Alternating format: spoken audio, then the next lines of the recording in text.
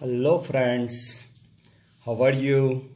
Hopefully તમે બધા મજામાં હશો, સારું એવું એન્જોયમેન્ટ કરતા હશો, ધાર્મિક સિરિયલો રામાયણ ને મહાભારત જોતા હશો. ઓલમોસ્ટ રામાયણ પૂરી થઈ ગઈ, મહાભારત પણ અંત તરફ છે. ઓકે, તો એ વાત પણ સાચી છે, એનું નોલેજ પણ જરૂરી છે, સાથે સાથે આપણું ભણવું પણ જરૂરી છે. તો આજે આપણે ફરીથી એક નવી યાત્રા તરફ જઈ રહ્યા છીએ, જ્યાં આપણે ચર્ચા કરીશું આપણી પૂર્વફલન ઘટનાઓનો બીજો ભાગ. પૂર્વફલન ઘટનાઓમાં પહેલાં આપણે વાત કરી હતી જન્યુ જનન, લઘુ બીજાણુ જનન એટલે કે નરજન્યુ જનન જોયું, મહાબીજાણુ જનન એટલે કે માદાજન્યુ જનન, માદાજન્યુજનક અવસ્થાનો અભ્યાસ કર્યો. લાસ્ટ લેક્ચરની અંદર આપણે ભ્રૂણપુટ શું કહેવાય, કોને કહેવાય, મહાબીજાણુદાની, જાયાંગ એના વિશે માહિતી મેળવી. હવે આપણે પૂર્વફલન ઘટનાનો પાર્ટ 2 એટલે કે જન્યુ વહન વિશે અભ્યાસ કરવા જઈ રહ્યા છીએ. જન્યુ વહન એટલે શું? તો મિત્રો આપણે જાણીએ છીએ કે જનરલી નરજન્યુ ચલિત હોય છે, જ્યારે માદાજન્યુ અચલ હોય છે, અને ફલનની ક્રિયા માટે આ નરજન્યુએ માદાજન્યુ સુધી પહોંચવું જરૂરી છે. એના માટે જુદા જુદા પ્રાણીઓમાં, જુદી જુદી વનસ્પતિઓમાં જુદી જુદી ક્રિયાવિધિ જોવા મળે છે. તો આજે આપણે જોઈએ કે વનસ્પતિમાં એવી કઈ ક્રિયાવિધિ જોવા મળે છે. તો આપણે આપણી યાત્રાની શરૂઆત કરીશું આજે આપણા નવા ટોપિકથી, પરાગનયન. પરાગનયન વિશે તમે ઘણું બધું જાણતા હશો, નીચેના ધોરણમાં પણ ભણી ગયા હશો, પણ હજુ પણ જ્યારે ભણશો તો એવું લાગશે કે ઘણું બધું ખૂટે છે. તો આજે ચર્ચા કરવી છે આપણે પરાગનયન વિશે, પરાગનયનના પ્રકારો અને પરાગનયન માટેના વાહકો, અને એની અંદર પૂછાતા નીટના પ્રશ્નો વિશે. જો સમય રહેશે તો આપણે જૂના ટોપિકમાંથી પણ નીટના પ્રશ્નોની ચર્ચા કરીશું, અને નહીં સમય બચે તો નેક્સ્ટ લેક્ચરની અંદર આપણે સ્પેસિફિકલી બધા નીટના પ્રશ્નોનું ઇન્વોલ્વમેન્ટ લઈશું, જે અત્યાર સુધી ટોપિક ચાલી ગયેલા છે. ઓકે મિત્રો, તો સ્ટાર્ટ કરીએ આપણે પરાગનયન વિશે. પરાગનયનની વ્યાખ્યા પહેલાં આપણે જાણવી જરૂરી છે કે પુકેસરના પરાગાશયમાંથી, આપણે જાણીએ છીએ પરાગાશયનું સ્ફોટન થાય એટલે પરાગરજ મુક્ત થાય. તો પુકેસરના પરાગાશયમાંથી મુક્ત થતી જે પરાગરજ છે એનું પરાગાસન પર સ્થળાંતરણ. તો પરાગાસન ક્યાં આવેલું હોય? સ્ત્રી કેસર ઉપર. તો પુકેસરમાંથી જે પરાગરજ મુક્ત થઈ પરાગાશયમાંથી, એ પરાગરજનું સ્ત્રી કેસરના પરાગાસન ઉપર સ્થળાંતરણ થાય, તો આ ક્રિયાને આપણે કહીએ છીએ પરાગનયન. હવે આ પરાગરજના જે સ્ત્રોત હોય છે, જ્યાંથી આવે છે અને જ્યાં પહોંચશે, એના આધારે આપણે એને 3 પ્રકારોમાં વર્ગીકૃત કરીએ છીએ. આમ તો જૂના સિલેબસ પ્રમાણે આપણે 2 પ્રકારોમાં વર્ગીકૃત કરીએ, એક સ્વપરાગનયન એટલે કે સેલ્ફ પોલિનાઇઝેશન, અને બીજું પરપરાગનયન એટલે કે ક્રોસ પોલિનાઇઝેશન. પણ અહીંયા 3 પ્રકારો આપેલા છે, એટલે કે પહેલા 2 જે પેટા પ્રકાર છે એ સ્વપરાગનયનમાં સમાવિષ્ટ થઈ જતા હોય છે. તો આપણે ચર્ચા કરીએ. સ્વફલન બીજો પ્રકાર છે ગેટેનોગેમી, અને ત્રીજો પ્રકાર છે પરવશ એટલે કે પરફલન. તો પરફલન છે એનો સમાવેશ થાય છે પરપરાગનયનની અંદર, જ્યારે આ બંને ઘટનાઓનો સમાવેશ થાય છે સ્વપરાગનયનની અંદર એટલે કે સેલ્ફ પોલિનાઇઝેશનમાં. એમાં પહેલી ઘટના છે સ્વફલન. આપણે 3 ઘટનાઓને ઉદાહરણ સાથે સ્ટેપ બાય સ્ટેપ ભણીશું. તો પહેલી ઘટનાની આપણે ચર્ચા કરીએ છીએ સ્વફલન. સ્વફલન એટલે શું? તો મિત્રો આપણે એની વ્યાખ્યા કરીએ કે પરાગરજનું તે જ પુષ્પના પરાગાસન પર સ્થળાંતરણ. હવે અહીંયા ખાસ ધ્યાન રાખજો, કોઈ પણ જે પુષ્પની પરાગરજ છે એ પરાગરજનું એ જ પુષ્પના પરાગાસન પર સ્થળાંતરણ થાય તેને સ્વફલન તરીકે ઓળખાય છે. હવે તે જ પુષ્પના પરાગાસન ઉપર સ્થળાંતરણ થાય તો એનો મતલબ એવો છે કે પુષ્પ કેવું હોવું જોઈએ? દ્વિલિંગી, કે જે સ્ત્રી કેસર અને પુકેસર બંને ધરાવતું હોવું જોઈએ. એકલિંગી પુષ્પ હોય તો ફક્ત પુકેસર અથવા તો ફક્ત સ્ત્રી કેસર ધરાવે, તો આ ઘટના શક્ય બનતી નથી. તો આ સંજોગોમાં આ ઘટના આપણે જોઈશું તો સ્વફલનની જે ઘટના છે એ દ્વિલિંગી પુષ્પમાં જોવા મળશે. પણ ત્યાં પણ કેટલાક પ્રિકોશન જરૂરી છે, જેમ કે સ્વફલન માટે પરાગાસન અને પરાગાશય બંને એક જ સમયે પરિપક્વ થવા જરૂરી છે, કે જ્યારે પરાગાશયમાંથી પરાગરજ મુક્ત થાય એ જ વખતે પરાગાસન પણ પરાગરજનું ગ્રહણ કરવા માટે તત્પર હોવું જોઈએ, નહીં તો આ ઘટના શક્ય બનતી નથી. બીજી ધ્યાન એ રાખવાનું છે કે જ્યારે ખુલ્લા પુષ્પો હોય જેમ કે હવાઈ પુષ્પો આપણે ઘણી બધી વનસ્પતિઓ પર જોઈએ છીએ. તો એકવાર પુષ્પ ખુલી ગયું એટલે કે ખીલી ગયું, ખીલી ગયા પછી ત્યાં આગળ પરાગરજ વાતાવરણમાંથી ગમે તે આવી શકે છે. એટલે જ્યારે પુષ્પ ખીલી જાય તો એ સંજોગોની અંદર કોઈ દિવસે સ્વફલન જોવા મળતું નથી. હવે સ્વફલન જોવા કઈ વનસ્પતિમાં જોવા મળે છે? તો આપણે જાણીએ એના ઉદાહરણ છે. એક છે વાયોલા, બીજી છે ઓક્ઝેલિસ એટલે કે અબુટી, ત્રીજી છે કોમેલિના અને ચોથી છે ડ્રોસેરા. આ પ્રકારની જે વનસ્પતિઓ છે એની અંદર આપણને સ્વફલન જોવા મળે છે. હવે આ પ્રકારની જે વનસ્પતિઓ છે એની અંદર મુખ્યત્વે બે પ્રકારના પુષ્પો જોવા મળે છે. એક છે હવાઈ પુષ્પો, જે ઓર્ડિનરી બધી વનસ્પતિમાં જોવા મળે છે, જે છોડના ઉપરના હવાઈ ભાગમાં હોય અને ખીલેલા જોવા મળે, તો આપણે એને કહીએ છીએ હવાઈ પુષ્પો, જે ખુલ્લા છે. બીજા નંબરે વાત કરીએ આપણે આ વનસ્પતિની ખાસિયત સમૃદ્ધ પુષ્પો. સમૃદ્ધ પુષ્પો એટલે શું? તો સમૃદ્ધ પુષ્પો એટલે એવા પુષ્પો કે જે ઉગ્યા પછી ક્યારેય ખીલતા નથી. એ પુષ્પનું નિર્માણ તો થઈ ગયું પણ એ પુષ્પ ક્યારેય ખીલતું નથી. આ ઘટનાને કહેવાય સમૃદ્ધ પુષ્પતા. અને આવી ઘટના જેમાં જોવા મળે છે એ પુષ્પોને કહીએ સમૃદ્ધ પુષ્પો. ધ્યાન રાખજો, કોઈ વાર નીટમાં પૂછાય તો સમૃદ્ધ પુષ્પો એટલે એવા પુષ્પો જે ઉગ્યા પછી કોઈ દિવસે ખીલતા નથી. હવે મારો કહેવાનો ટોપિક તમને સમજમાં આવી ગયો હશે કે સ્વફલન શેમાં જોવા મળશે? તો સમૃદ્ધ પુષ્પોની અંદર જોવા મળશે, કારણ કે એ ઉગ્યા પછી કોઈ દિવસે ખીલતા નથી.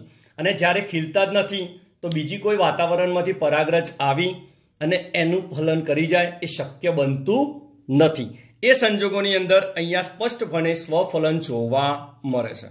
તો કોઈ વાર પ્રશ્ન પૂછાય સ્વફલન શેમાં જોવા મળે છે? તો ઉદાહરણ પૂછાય તો વાયોલા, ઓક્ઝેલિસ, કોમેલિના ને ડ્રોસેરા. પણ એના કયો પુષ્પોમાં? તો સમૃદ્ધ પુષ્પોની અંદર કે જે ઉગ્યા પછી ક્યારેય ખીલતા નથી. મિત્રો, હવાઈ પુષ્પોની અંદર શક્ય બને છે પણ સ્પષ્ટપણે ચોક્કસ કહી શકતા નથી. કદાચ એવું બને કે હવાઈ પુષ્પ ખુલ્યું અને એ જ વખતે પરાગાશય જે સ્ફોટન કરીને પરાગરજ મુક્ત કરે અને પરાગાસન એ જ વખતે ગ્રાહી થઈને નજીકમાં જ પરાગરજનું ગ્રહણ કરી લે. પણ આવું બહુ જ ઓછા કેસમાં બનતું હોય છે.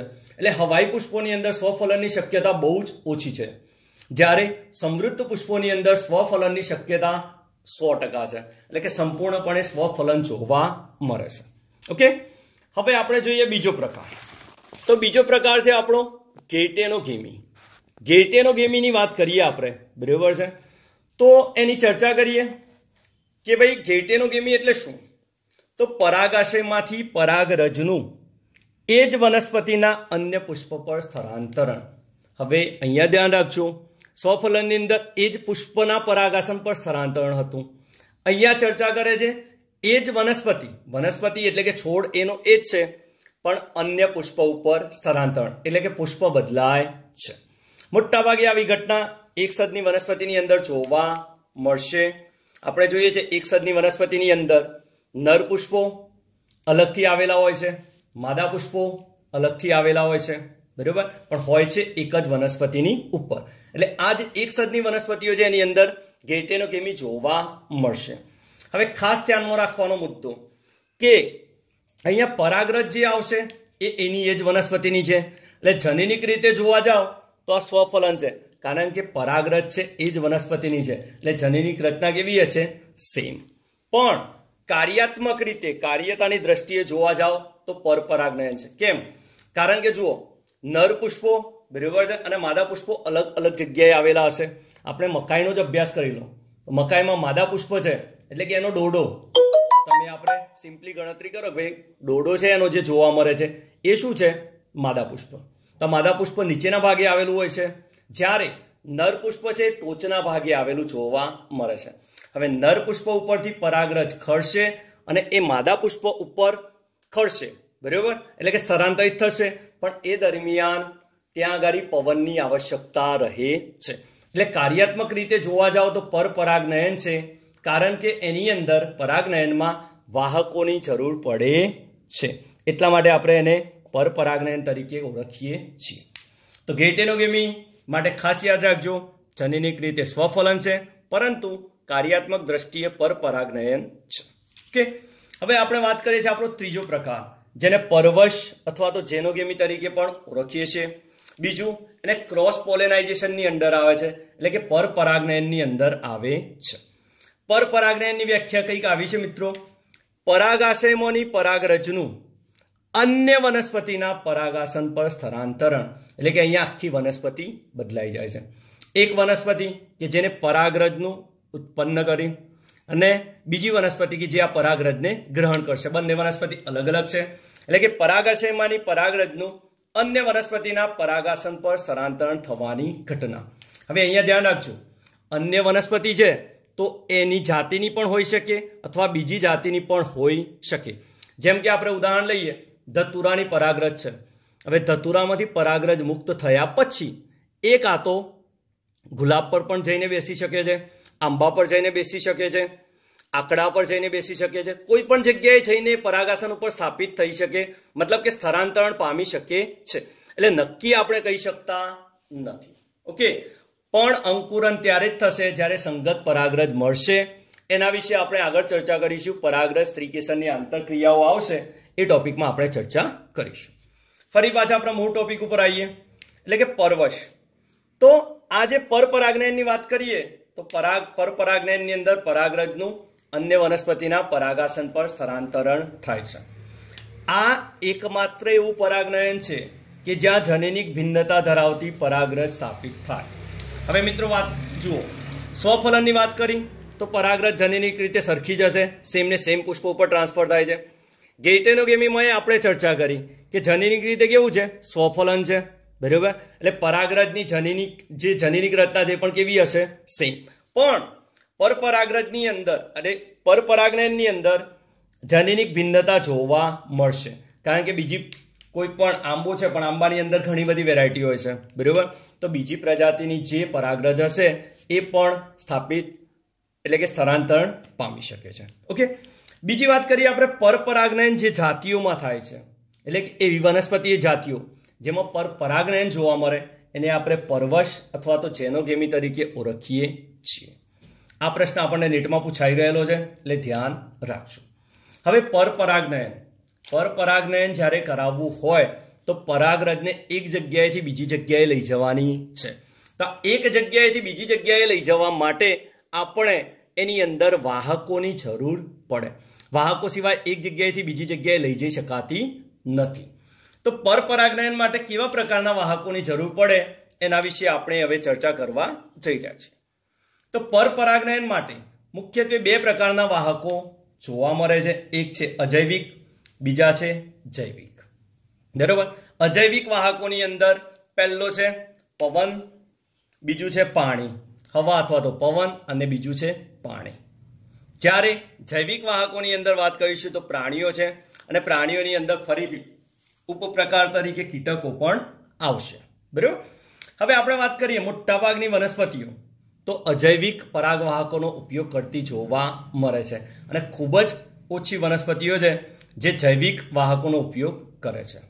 બીજું, અજૈવિક પરાગવાહકો દ્વારા જ્યારે પરાગરજનું વહન થતું હોય તો એ સંદર્ભે પરાગરજનો વ્યય થવાની શક્યતા વધારે હોય છે, કારણ કે એ પૂરતા પ્રમાણમાં કદાચ પહોંચશે અથવા નહીં પણ પહોંચે. તો એ સંજોગોની અંદર પરાગરજનું સર્જન વધુ પ્રમાણમાં થવું જરૂરી છે. કે જે વનસ્પતિઓ અજૈવિક પરાગવાહકો દ્વારા પરાગનયન કરે છે એમાં પરાગરજ વધુ સર્જાવી જરૂરી છે. આ ડિનોટ કરજો, કારણ કે આ પ્રશ્ન આપણને સ્ટેટ બોર્ડની એક્ઝામમાં પૂછાયેલો છે. જ્યારે જૈવિક પરાગવાહકોની અંદર પ્રમાણમાં પરાગરજનો વ્યય થવાની શક્યતા બહુ જ ઓછી છે, એટલે એ સંજોગોની અંદર અહીંયા પરાગરજ બહુ વધારે પ્રમાણમાં જરૂર પડતી નથી, એટલે કે ઓછી પરાગરજ હોય તો પણ ચાલે છે, બરાબર. હવે આપણે ચર્ચા કરવી છે નેક્સ્ટ, બધા જ પરાગવાહકોને આપણે ડિટેલમાં અભ્યાસ કરવો છે. તો સૌથી પહેલા વાત કરીએ છીએ આપણે પવન દ્વારા પરાગનયન. તો પવન દ્વારા જ્યારે પરાગનયન થતું હોય તો એને આપણે એનિમોફિલી તરીકે ઓળખીએ છીએ. આ ઇંગ્લિશ વર્ડ છે મિત્રો, ધ્યાન રાખજો, કારણ કે નીટની પરીક્ષાની અંદર ઇંગ્લિશ વર્ડ આવશે અને એની અંદર તમને આના વિશે માહિતી પૂછાશે કે એનિમોફિલી એટલે શું, તો પવન દ્વારા પરાગનયન. હવે જનરલી પવન દ્વારા પરાગનયન છે એ મોટા ભાગે એકલિંગી પુષ્પો ધરાવતી વનસ્પતિની અંદર જોવા મળે છે. બીજી ખાસિયત શું? તો ધ્યાન રાખો, પવન દ્વારા જ્યારે પરાગનયન થવાનું હોય એટલે પવનની સાથે ઉડી શકે એવી પરાગરજ હોવી જોઈએ. એટલે પરાગરજ છે એ હલકી, નાની, લીસી અને સૂકી હોય છે, ડ્રાય હોય છે. કારણ કે ભેજવાળી હોય તો એટલું બધું વહન થઈ શકતું નથી. એટલે પરાગરજ કેવી હોવી જોઈએ? નાની, હલકી, લીસી અને સૂકી. બીજું, પરાગરજ પ્રમાણમાં ઘણા બધા પ્રમાણમાં ઉત્પન્ન થતી હોવી જોઈએ, કારણ કે અજૈવિક વાહક છે એટલે એનો વ્યય થવાની શક્યતા વધારે છે. બીજું, આને ગ્રહણ કરવા વાળું જે પરાગાસન છે, આ પરાગરજને ગ્રહણ કરવા વાળું પરાગાસન એ કેવું હોવું જોઈએ? તો એક તો શાખિત, કારણ કે પવન દ્વારા કઈ બાજુ પહોંચશે ખબર નથી. જો શાખિત હોય તો ઝડપથી એને પકડી શકે છે. પીંછાયુક્ત, પીંછા જેવી રચના ધરાવતું હોય તો એને સરળતાથી પકડી શકે. ચિકાસયુક્ત હોય, જે પકડ્યા પછી એકદમ ચોંટાડી દે છે. રોમમય હોય. આવી બધી ખાસિયત પરાગાસનની અંદર હોવી જરૂરી છે. કેવી કેવી વનસ્પતિઓમાં પવન દ્વારા પરાગનયન જોવા મળશે? તો જુઓ ઉદાહરણ, ઘાસ છે, નારિયેળી છે, શેરડી છે, વાંસ, મકાઈ, કાકડી, કપાસ, પપૈયા, આ બધી વનસ્પતિ છે જેની અંદર પવન દ્વારા પરાગનયન થતું જોવા મળે છે. આપણી એનસીઈઆરટીની જે બુક છે એની અંદર ઉદાહરણ આપેલું છે મકાઈનું. તો મિત્રો જુઓ તમે કે મકાઈ છે તો મકાઈની અંદર શું જોવા મળે છે? ડોડો. તો ડોડો જે આવે છે એ શેનું પ્રતિનિધિત્વ કરે છે? માદા પુષ્પનું. આ માદા પુષ્પની ઉપર, ડોડાની ઉપર મૂછો જેવો ભાગ જોવા મળે છે. આપણે સપોઝ કે આ રીતનો ડોડો જોઈએ, બરાબર છે? તો આ ડોડો છે ને અહીંયા ઉપરના ભાગે આમ મૂછો જેવી રચના જોવા મળે છે, નાના નાના. તો એ શું છે? તો મિત્રો એ પરાગવાહિનીઓ છે, બરાબર છે? અથવા તો પરાગ નલિકાઓનો સંદર્ભ રચે છે, જેની ઉપરથી પરાગરજ ખરશે અને અહીંયા અંદર ગ્રહણ કરશે તો એ ફલિત થઈ અને ફળની અંદર રૂપાંતરિત થશે. તો આ થઈ વાત આપણે પવન દ્વારા પરાગનયનની.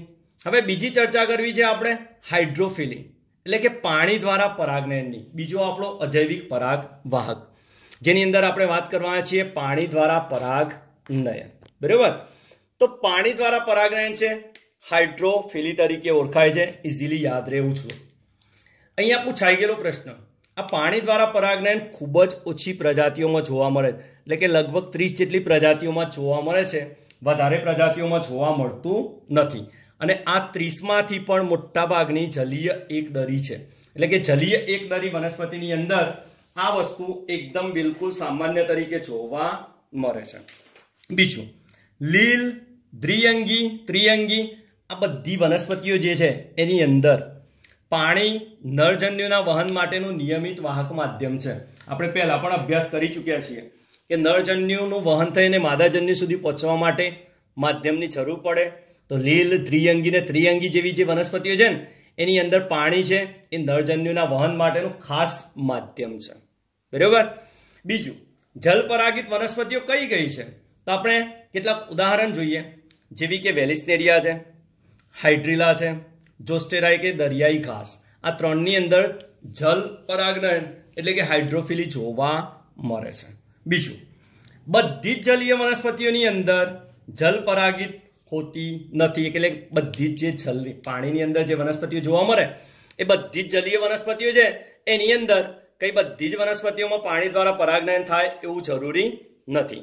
આપણને અપવાદ તરીકે ઉદાહરણ આપેલું છે, જેમ કે જરકુંભી જલજ વનસ્પતિ છે, જેને આપણે વોટર હાયસિન્થ અથવા ટેરર ઓફ બેંગાલ તરીકે ઓળખીએ છીએ.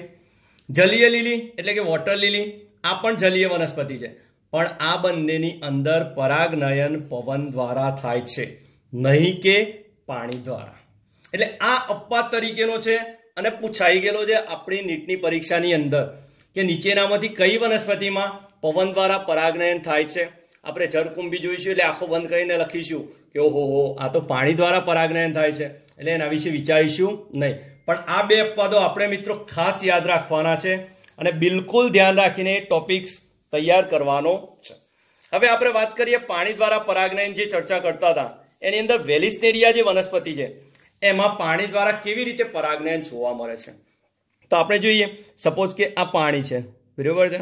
તો પાણીની અંદર વેલિસ્નેરિયા વનસ્પતિ જોવા મળે. તો વેલિસ્નેરિયાના જે નર પુષ્પો છે, જે નર પુષ્પ હશે, અને આપણે લઈ લઈએ નર પુષ્પ, બરાબર? તો નર પુષ્પ છે એ ઉપર પાણીની સપાટી ઉપર જઈ અને અહીંયા પરાગરજ મુક્ત કરશે. શું મુક્ત કરશે? પરાગરજ. ઓકે. ત્યારબાદ માદા પુષ્પો જે અંદરની બાજુ હશે, અહીંયા આમ માદા પુષ્પો ધરાવતા વનસ્પતિ હશે, અંદર એના નર પુષ્પો અહીંયા જઈને ઉપર જઈને પરાગરજ મુક્ત કરી આવે. અહીંયાથી આ માદા પુષ્પો છે એમના લાંબા વૃંતના છેડા વડે લાંબા થશે, એટલે કે આ રીતના આખો વૃંતનો છેડો હશે ત્યાં થઈને આમ લાંબા થશે. અહીંયા માદા પુષ્પો હશે, એની સપાટી ચિકાસ ધરાવતી હશે. અહીંયા ખાડા જેવો ભાગ બનશે, એટલે જ્યારે પાણી અહીંયાથી વહન થઈને આવશે ને ત્યારે આ પરાગરજ આ ખાડાની અંદર દાખલ થશે. અને જેવી આ પરાગરજ અહીંયા દાખલ થઈ જાય એટલે તરત જ આ પુષ્પ છે એ બંધ થઈ જાય છે અને ખેંચાઈને પાછું પાણીની અંદર ઉતરી જાય છે. તો આ રીતના વેલિસ્નેરિયા વનસ્પતિની અંદર પરાગનયન થતું જોવા મળે છે. ફરીથી આપણે જોઈએ તો વેલિસ્નેરિયાની અંદર નર પુષ્પ પાણીની સપાટી ઉપર જઈ પરાગરજ મુક્ત કરે છે, જ્યારે માદા પુષ્પ અંદર હોય છે. પરંતુ માદા પુષ્પ જ્યારે આ પરાગરજ મુક્ત કરી દે પછી માદા પુષ્પ એના વૃંતનો છેડો લંબાય છે, પાણીની સપાટીની ઉપર તરફ આવે, ત્યાં ખાડા જેવી રચના બનાવે છે. તો આ ખાડાની અંદર પાણી અંતર્વલન પામે છે. જ્યારે પરાગરજ વહન પામતી અહીંયા પહોંચશે એટલે એને ઓળખી અને તરત જ પોતાનો જે પુષ્પ છે એ બંધ કરી દેશે અને પાણીની અંદર ઉતરી જશે. એટલે કે એ રીતના પરાગનયનની પ્રક્રિયા પૂર્ણ થશે. બીજી વાત કરીએ આપણે તો વેલિસ્નેરિયાની વાત પૂરી થઈ. ત્યારબાદ વાત કરીએ દરિયાઈ ઘાસ, એટલે કે આપણે વાત થઈ હતી કયું? જોસ્ટેરા. દરિયાઈ ઘાસ એટલે કે જોસ્ટેરા છે એની અંદર માદા પુષ્પો જે છે એ પાણીમાં નિમગ્ન છે. પાણીમાં નિમગ્ન, કોઈ દિવસે આ રીતના ઉપર આવીને પરાગરજ ગ્રહણ કરતા નથી, પણ પાણીની અંદર નિમગ્ન એટલે કે ડૂબેલા રહેતા જોવા મળે છે. તો શું થતું હશે? તો પરાગરજ છે એ ઉપર જ્યારે મુક્ત થશે તો પરાગરજ પાણીની અંદર જાય છે અને અંદર જઈને આનું ફલન કરાવે છે. એટલે કે પરાગરજ જે છે એ પાણીની અંદર જશે અને આ પુષ્પોનું ફલન કરાવશે. ત્યારબાદ બીજી ખાસ અને અગત્યની વાત, જે પણ જળ પરાગિત વનસ્પતિઓ છે એની અંદર મોટાભાગની બધી જ વનસ્પતિઓમાં પરાગરજ છે એ શ્લેષ્મમય આવરણ એટલે કે ભીના મ્યુસિલેસથી આવરિત જોવા મળે છે. આ પરાગરજ છે એના ફરતે શ્લેષ્મનું આવરણ હોય એટલે કે ભીના મ્યુસિલેજનું આવરણ જોવા મળે છે અને વિશિષ્ટ ઘનતા ધરાવે છે, જેથી કરીને એ પાણીની અંદર દાખલ થવું હોય તો થઈ શકે.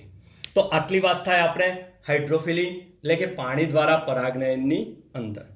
હવે મિત્રો નેક્સ્ટ આપણે ચર્ચા કરવી છે જૈવિક પરાગવાહકો. તો જૈવિક પરાગવાહકોની વાત કરતા હોય આપણે તો એ વખતે જૈવિક પરાગવાહકો તરીકે મેઇનલી હોય છે પ્રાણીઓ, પણ એમાં એનો એક ઉપપ્રકાર પણ પડે છે જેને આપણે કહીએ છીએ કીટકો દ્વારા પરાગનયન. એટલે જ્યારે પ્રાણીઓની વાત કરતા હોય પ્રાણીઓ દ્વારા પરાગનયન તો એને આપણે ઝૂફિલી તરીકે ઓળખીએ છીએ. પ્રાણીઓ દ્વારા જે પરાગનયન છે એ ઝૂફિલી તરીકે ઓળખાય છે. બરાબર. આની અંદર મોટા ભાગે કેવા પ્રાણીઓનો ઉપયોગ થાય છે પરાગવાહકો તરીકે? તો એક છે પક્ષીઓ, જેવા કે સનબર્ડ, હમિંગબર્ડ, આ પ્રકારના પક્ષીઓ છે. ત્યારબાદ ચામાચીડિયા, ખિસકોલી, ગોકરગાય, આ બધા જે છે એ પરાગવાહકો તરીકે ઉપયોગમાં લેવાય છે. હવે ધ્યાન રાખજો અહીંયાથી કે શીમરો અને કુંવરપાઠું જેવી વનસ્પતિ છે. શીમરો અને કુંવરપાઠું આ જે વનસ્પતિ છે એની અંદર પક્ષીઓ દ્વારા પરાગનયન થાય છે. આ એમસીક્યુએસ કહી રહ્યો છું તમને, ધ્યાન રાખજો. જ્યારે કાઇજેલિયા નામની વનસ્પતિ છે, આ કાઇજેલિયાની અંદર ચામાચીડિયા દ્વારા પરાગનયન થાય છે. જ્યારે પ્રશ્નોની ચર્ચા કરીશ એ વખતે હું તમને કહીશ, નીટની પરીક્ષાની અંદર પ્રશ્ન પૂછાઈ ગયેલો છે કે કાઇજેલિયામાં શેના મારફતે પરાગનયન થાય છે? તો ચામાચીડિયા મારફતે પરાગનયન થતું જોવા મળે છે. આ સિવાય મોટા પ્રાણીઓ જેમ કે લેમૂર છે, કોરી ખાનાર કર્તલશીલ પ્રાણીઓ જેવા કે લક્કડખોદને છે, સરીસૃપો છે, ગેકો ગરોરી અને કાચિંડો, આવા પ્રાણીઓ પણ કેટલીક વનસ્પતિઓની અંદર પરાગવાહકો તરીકે નોંધાયેલા જોવા મળે છે. તો મિત્રો આ ચર્ચાથી આપણે પ્રાણીઓ દ્વારા પરાગનયનમાં, જેમાં પક્ષીઓ આવી ગયા, પ્રાણીઓ આવી ગયા. ખાસ યાદ રાખજો ઇમ્પોર્ટન્ટ ક્વેશ્ચન, કાઇજેલિયાની અંદર ચામાચીડિયા દ્વારા પરાગનયન થતું જોવા મળે છે. શીમરો અને કુંવરપાઠુંમાં પક્ષીઓ દ્વારા. આ સિવાય લેમૂર છે, બરોબર છે, કોરીખાના ગર્તલશીલ પ્રાણીઓ છે, કેકો ગરોળી, કાચિંડો, આ પણ એક પરાગવાહકો તરીકે ઉપયોગી છે. હવે લાસ્ટ ટાઈપ આપણે જોવો છે, જેનું નામ છે એન્ટેમોફિલી. એન્ટેમોફિલી, બરોબર, એટલે કે કીટકો દ્વારા પરાગનયન. આમ જોવા જાઓ તો આ સ્પેસિફિક એક પ્રકાર નથી, કારણ કે મુખ્ય પ્રકાર કયો છે? પ્રાણીઓ દ્વારા પરાગનયન. પણ એની અંદર ઉપપ્રકાર તરીકે આનો સમાવેશ થઈ જતો જોવા મળે છે. ધ્યાન રાખજો, બે શબ્દો વચ્ચે મિસમેચ થશે, એક એનિમોફિલી અને એક એન્ટેમોફિલી. તો એનિમોફિલી છે અજૈવિક પરાગવાહક છે, એટલે કે પવન દ્વારા થતું પરાગનયન છે. જ્યારે એન્ટેમોફિલી છે એ કીટકો દ્વારા થતું પરાગનયન છે, એટલે કે જૈવિક પરાગવાહક તરીકે ઉપયોગી છે. ઓકે, તો કીટકો દ્વારા પરાગનયન છે એ મોટાભાગની વનસ્પતિઓમાં સામાન્ય છે, એમાં કઈ બહુ મોટી વસ્તુ જોવા મળતી નથી. હવે વાત કરીએ આપણે કીટકો તરીકે કયા કીટકો ઉપયોગી છે. તો જનરલી મધમાખી છે, પતંગિયા છે, ભમરી છે, પછી ફૂદા છે, કીડીઓ છે, જંતુઓ છે. આ બધા જે છે એ એન્ટેમોફિલી એટલે કે કીટકો દ્વારા થતા પરાગનયનની અંદર સમાવિષ્ટ થતા જોવા મળે છે.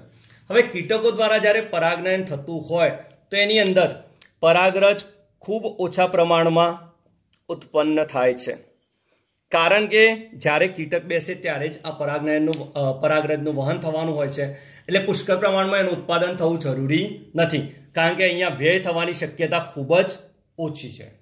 ત્યારબાદ આપણે ચર્ચા કરીએ કે પુષ્પો કેવા હોવા જોઈએ. એની અંદર પરાગરજ, જેમ આપણે પવન દ્વારા પરાગનયનમાં જોયું, તો કીટ પરાગિત પુષ્પોની અંદર જે પુષ્પો છે એ કીટકોને આકર્ષવા માટે વિવિધ પ્રકારનું ગોઠવણી ધરાવે છે, જેમ કે ચોક્કસ આકાર હોય, વિવિધ ધ્યાનાકર્ષક સુગંધ ગ્રંથિ હોય જેથી કરીને સુગંધ પ્રસ્રાવે, ખાદ્ય પદાર્થો ધરાવતો ભાગ હોય જેથી કરીને કીટકોને આકર્ષિત કરી શકે છે અને કીટકો દ્વારા પરાગનયન કરાવી શકે છે.